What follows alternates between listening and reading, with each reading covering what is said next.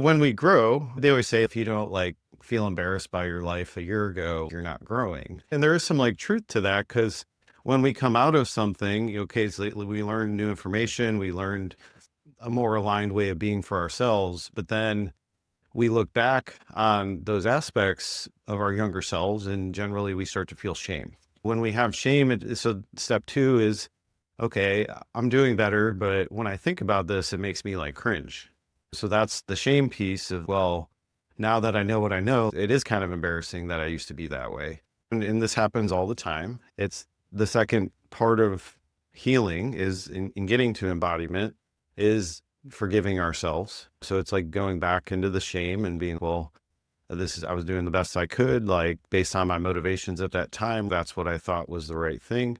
And that's why we always say people are doing the best they can with what they know. As you grow and to develop, we tend to look back on the things and yeah, I feel some shame about it. And so that's like step two is to address that and start to smooth that out and forgive ourselves for the things we did when we were functioning from that place and acting that way and making peace with that. And once we make peace with that, basically we've kind of completed the growth where everything's just neutral, where I could just, okay, now that I don't have shame around that idea, I'm not going to be reacting to that person that's mirroring that to me. And so then I can just be in acceptance of them. I understand it to the full depths because not only did I move past it, but then I went back and I cleaned up the shame and the embarrassment around it. So I'm no longer trying to, because a lot of times people will be like, I never used to do that, but they did. But it's, and that's the place they're in. Okay, you're at step two. Okay. And that's okay. That's part of the process too, is to be embarrassed of who you used to be. And then eventually we want to move past that.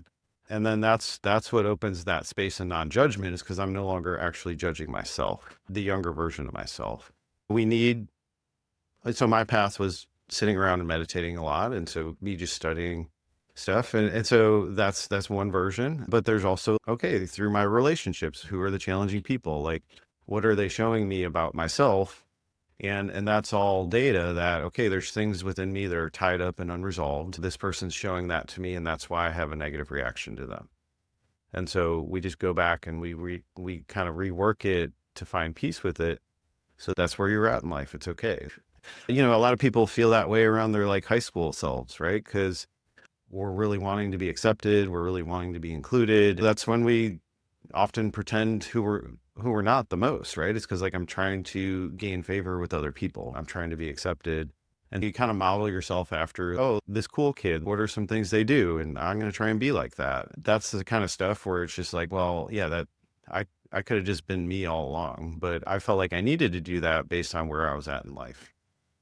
We talked a couple episodes ago on it, kind of to your point about the high school version of yourself, where so we were talking about this concept of when you're in this rebellious stage, you're acting in your stress number.